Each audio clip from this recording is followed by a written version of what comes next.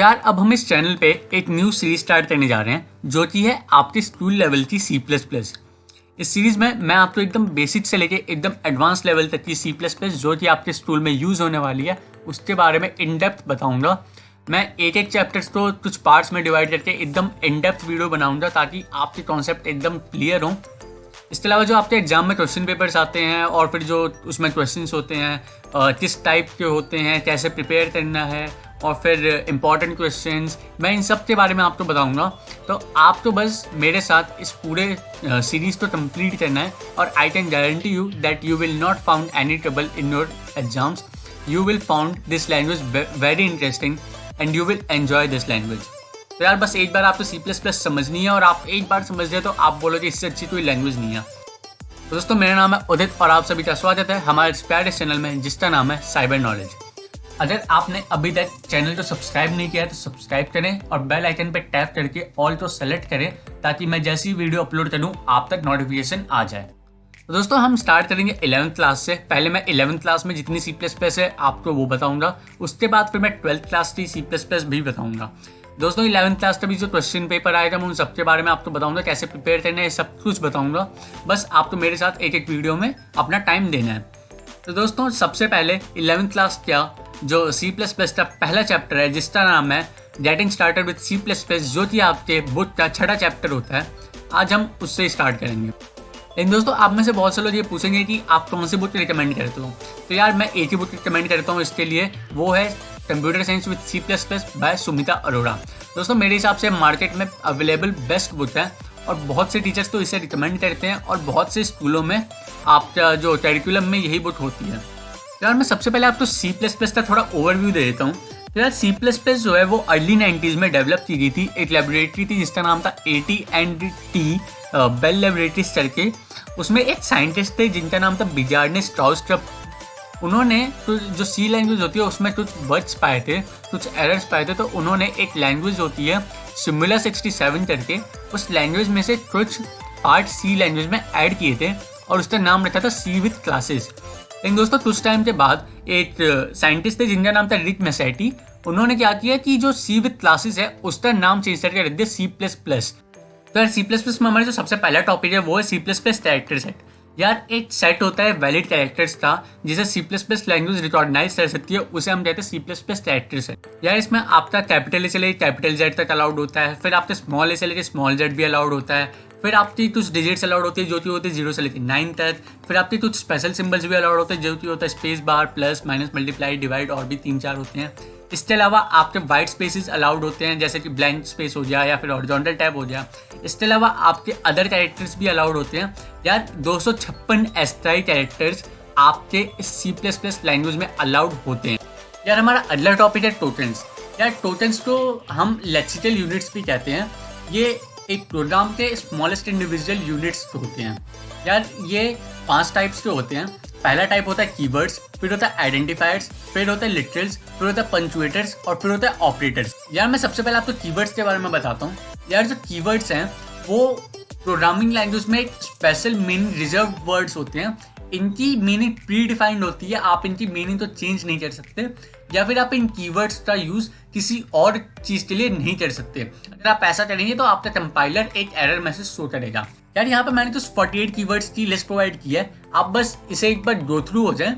अभी आपको याद करने की जरूरत नहीं है, आप जैसे जैसे प्रोग्राम्स बनाएंगे तो आपको ये कीवर्ड्स याद हो जाएंगे। अब जो टोटन्स का अगला टाइप होता है वो होता है आइडेंटिफायर्स। यार आइडेंटिफायर्स जो हैं वो आपके प्रोग्राम के फंडामेंटल बिल्डिंग ब्लॉक्स होते हैं।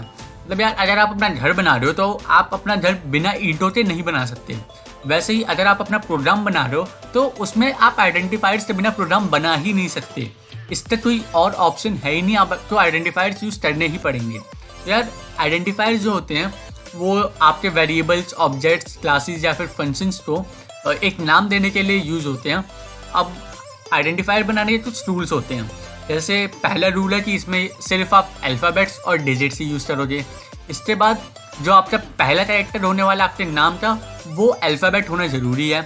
यार जो अंडरस्कोर होता है उसे भी हम अल्फ़ाबेट की तरह ही ट्रीट करते हैं। मतलब जो हमारा C++ है उसमें अंडरस्कोर को एक अल्फ़ाबेट ही डिफाइन किया जाए, तो आप अंडरस्कोर का भी यूज़ कर सकते हो।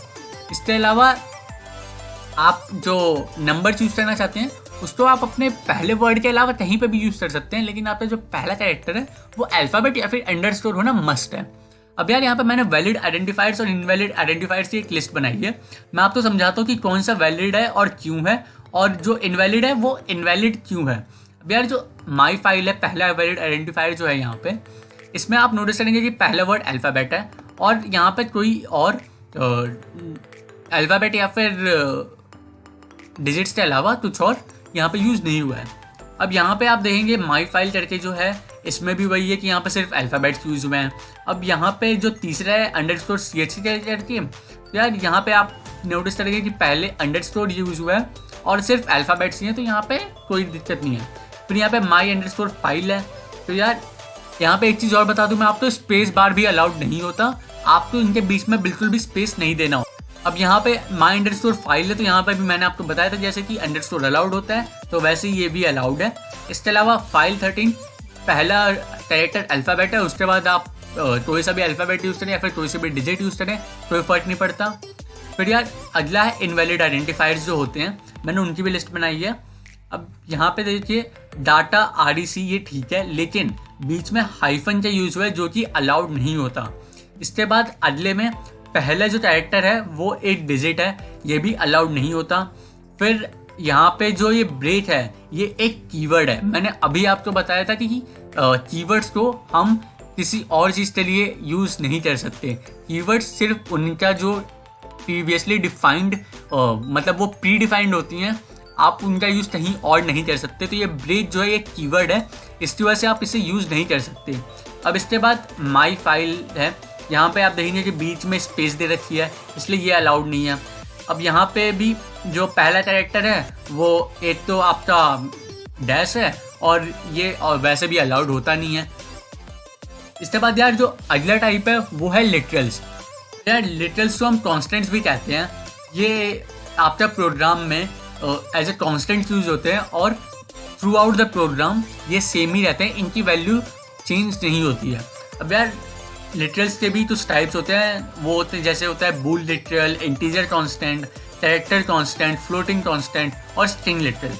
यार हम एक एक तो डेप्थ में स्टडी करेंगे तो आपको बिल्कुल भी टेंशन लेने की जरूरत नहीं है। तो यार हमारा जो पहला टाइप है वो है बूल लिटरल।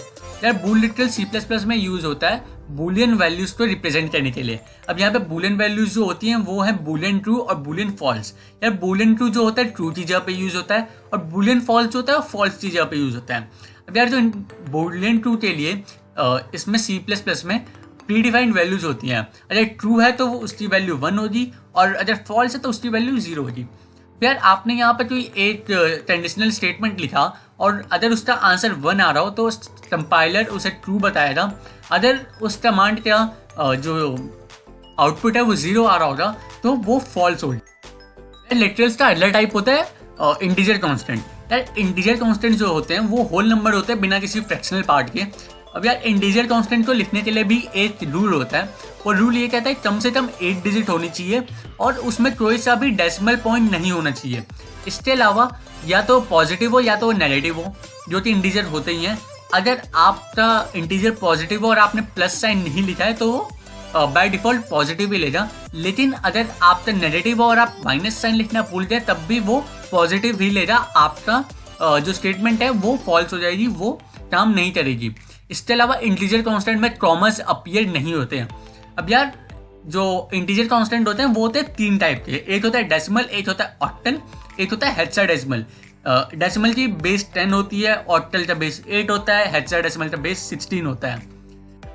अब यार जो डेसिमल इंटीजर कांस्टेंट होता है, किसी भी इंटीजर कांस्टेंट की सीक्वेंस ऑफ डिजिट्स को हम डेसिमल इंटीजर कांस्टेंट कहते हैं, लेकिन उसकी एक कंडीशन होती है कि वो 0 से बिगिन नहीं होना चाहिए। मतलब वो 0 पहली डिजिट जो है 0 नहीं होनी चाहिए। अब मैंने उससे कुछ एग्जांपल्स भी दिए, जैसे ये 1 2 3 4, फिर 4 1, फिर +97 या फिर -17, ये डेसिमल इंटीजर कांस्टेंट्स हैं। डेसिमल इंटीजर कांस्टेंट्स के अलावा भी 2 टाइप और होती हैं, एक होता है ऑक्टल और एक होता है हेक्साडेसिमल। ये आपके इतने यूज़ में नहीं आने वाला, यूज़ में इतना क्या बिल्कुल ही नहीं आने वाला आपकी 11th और 12th में। ये आपके एडवांस लेवल की C++ में आता है, जो कि आप आगे चल के अपने कॉलेजेस में पढ़ोगे। तो अभी हम इसको स्किप करते हैं। यार हमारे जो लिटरल्स का अगला टाइप होता है वो होता है कैरेक्टर कांस्टेंट्स। अब यार कैरेक्टर कांस्टेंट होता है एक सिंगल कैरेक्टर जो कि सिंगल कोट्स में क्लोज हो, तो वो एक कांस्टेंट कैरेक्टर कांस्टेंट की तरफ बिहेव करते हैं। अब यार कैरेक्टर कांस्टेंट लिखने के लिए भी यहाँ पे एक रूल होता है। अब यार देखो, इसका सबसे पहला रूल तो यही होता है कि आपका कैरेक्टर सिंगल होना चाहिए, उसके अलावा सिंगल कोट्स में क्लोज होना चाहिए। अब यार आपकी जो C++ लैंग्वेज होती है, इसमें आप नॉन ग्राफिक कैरेक्टर्स को भी रिप्रेजेंट कर सकते हो। अब यार नॉन ग्राफिक कैरेक्टर्स क्या होते हैं? नॉन ग्राफिक कैरेक्टर्स वो चीज़ होती है कीबोर्ड पे जो कि एक टास्क परफॉर्म करती है। मतलब अगर आप उसे टाइप करोगे तो आपको कुछ टाइप होता हुआ नहीं मिलेगा, बल्कि एक टास्क परफॉर्म किया हुआ मिलेगा। जैसे अगर आपने एंटर बटन प्रेस किया तो आप न्यू लाइन में जंप कर जाते हो, टैब बटन हो गया, और फिर बैक स्पेस बटन हो गया, डिलीट बटन हो गया, ये सब होती है नॉन ग्राफिक कीज। यार आप इनका यूज़ करना ही पड़ता है आपको अपने C++ में, लेकिन उसके लिए आपको कुछ सीक्वेंस टाइप करना होता है, उसकी हेल्प से ही आप इन चीज़ का यूज़ कर पाते हो। यार यहाँ पे मैंने आपको नॉन ग्राफिक कैरेक्टर्स की पूरी एक लिस्ट प्रोवाइड की है, और उसके लिए आपको कौन सा सीक्वेंस टाइप करना होगा मैंने वो पूरा एक प्रोवाइड किया है। आप इसे देख सकते हैं। आगे चल के जब हम प्रोग्राम बनाएंगे तो इनका यूज़ ज़रूर होगा। यार जो लिटरल से अगला टाइप होता है वो होते हैं फ्लोटिंग कॉन्स्टेंट। फ्लोटिंग कॉन्स्टेंट्स को हम रियल कॉन्स्टेंट्स भी कहते हैं। अब यार जो रियल कॉन्स्टेंट्स होते हैं ये वैसे नंबर्स होते हैं जिनका फ्रैक्शनल पार्ट हो। इनको हम फ्रैक्शनल फॉर्म में भी रिप्रेजेंट कर सकते हैं और एक्सपोनेंशियल फॉर्म में भी रिप्रेजेंट कर सकते हैं। यार फ्रैक्शनल फॉर्म में अगर आप इनको रिप्रेजेंट करना चाहते हो तो उसका रूल बताता हूँ मैं आपको। सबसे पहले तो एक डेसिमल होना जरूरी है, मतलब डेसिमल के बिना ये फ्लोटिंग कॉन्स्टेंट्स नहीं माने जाएंगे। फिर आपका जो डेसिमल से लेफ्ट हैंड साइड में और डेसिमल के राइट हैंड साइड में, दोनों साइड में मिनिमम 1 डिजिट होनी मस्ट है। इसके अलावा या तो ये पॉजिटिव हो या तो ये नेगेटिव हो। अगर आपने कोई सा भी सिंबल यूज नहीं किया इन दोनों में से तो बाय डिफॉल्ट इन्हें हम पॉजिटिव भी एज्यूम करेंगे। अब यार यहाँ पे मैंने आपको वैलिड और इनवैलिड कॉन्स्टेंट्स की लिस्ट प्रोवाइड की है। यार जो वैलिड है, मैंने आपको जो जो रूल्स बताए हैं ये सारे रूल्स तो फॉलो करता है। अब जो इनवैलिड है वो क्यों इनवैलिड है मैं आपको वो बताता हूँ। जैसे यहाँ पे आप देखेंगे कि यहाँ पे सिर्फ 7 लिखा है। मैंने आपको बताया था कि डेसिमल होना मस्ट है और डेसिमल के लेफ्ट हैंड साइड और राइट हैंड साइड दोनों साइड में 8 डिजिट होना मस्ट है, जो कि यहाँ पे नहीं है, इसलिए ये इनवैलिड है। अब अगला जो है, यहाँ पे डेसिमल तो है लेकिन डेसिमल के राइट हैंड साइड में कोई डिजिट नहीं है, इसलिए ये भी इनवैलिड हो गया। अब यार अगला जो है ये +17/2, यहाँ पे आप देखेंगे कि ये फ्रैक्शनल में है। यार फ्रैक्शन, इसका फॉर्म का नाम होता है फ्रैक्शनल फॉर्म, लेकिन आपको इसे सॉल्व करके डेसिमल्स में ही लिखना होता है, जो कि यहाँ पे नहीं है। और ये जो स्लैश का साइन है ये भी यहाँ पे अलाउड नहीं होता, मतलब आप इसको फ्रैक्शंस में नहीं लिख सकते, आपको सॉल्व करके डेसिमल में ही इसको लिखना होता है, इसलिए ये भी इनवैलिड है। यार अगला जो है, यहाँ पे सिर्फ 8 डेसिमल अलाउ होता है लेकिन यहाँ पे 2 डेसिमल है, इसलिए ये भी इनवैलिड है। यार अगला जो है, यहाँ पे आप देखेंगे कि कॉमा प्लेस्ड है, तो इसकी वजह से ये वाला अलाउड नहीं होता, कॉमा अलाउड नहीं है इसमें, ये इसलिए ये इनवैलिड है। यार अगर आप फ्लोटिंग कॉन्स्टेंट्स को एक्सपोनेंशियल फॉर्म में लिखना चाहते हो तो मैं वो भी बता देता हूँ।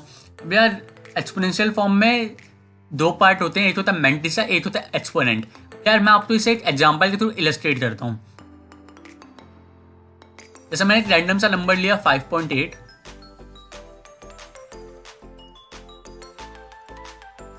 तो अगर मैं चाहूँ तो मैं इसको ऐसे भी लिख सकता हूँ 0.58 इंटू 10 की पावर 1। मेरे इस पर कोई फर्क नहीं पड़ा, आंसर 5.8 ही है। यार अगर आप इसे C++ की एक्सपोनेंशियल फॉर्म में लिखना चाहते हो तो आपको सबसे पहले लिखना होगा 0.58, फिर उसके बाद आपको लिखना होगा E फॉर एलिफेंट, E। आप कैपिटल या स्मॉल जो भी यूज करना चाहे आप कोई सा भी कर सकते हैं।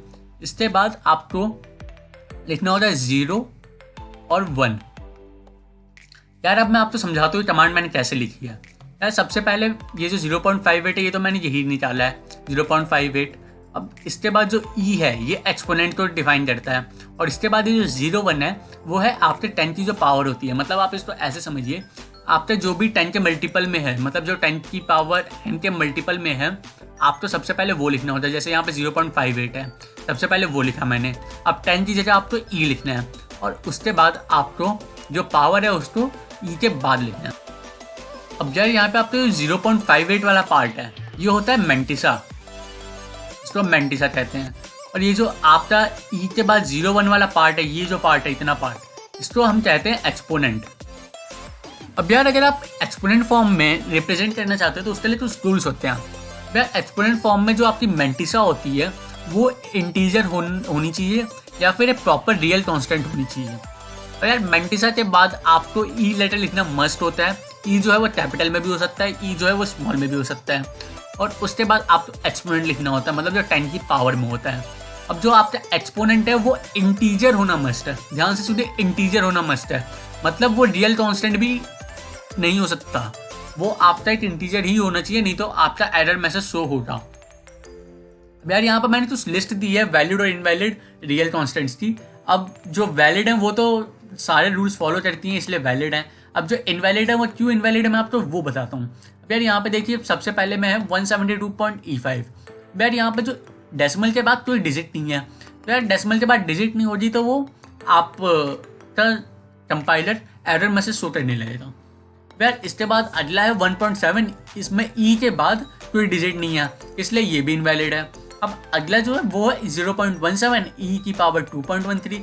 अभी मैंने आपको बताया कि जो एक्सपोनेंट है वो इंटीजर होना मस्ट है, तो यार 2.3 तो इंटीजर तो होता नहीं इसलिए ये भी इनवैलिड है। यार अब जो अगला है वो है 17,225E02। अब यार यहाँ पे कॉमा अलाउड नहीं होता है तो इसलिए ये इनवैलिड है। यार अगला है 0.25 ई की पावर -7। अब यार यहाँ पे पॉइंट जो है, पॉइंट से पहले तो यहाँ पे अल्फाबेट या कोई डिजिट तो है नहीं, यहाँ पे डिजिट होना मस्ट है इसलिए ये भी इनवैलिड है। यार अगला जो है वो है -7E0.1। अब यार यहाँ पे -7 तो ठीक है, यहाँ पे इंटीजर नहीं है ई के बाद इसलिए ये भी इनवैलिड है। यार लिटरल्स का अगला टाइप होता है स्ट्रिंग लिटरल्स। यार स्ट्रिंग लिटरल्स जो होती हैं वो होती है मल्टीपल कैरेक्टर कॉन्स्टेंट्स, उनको हम स्ट्रिंग लिटरल्स बोलते हैं। यार स्ट्रिंग लिटरल लिखने के लिए भी रूल होता है।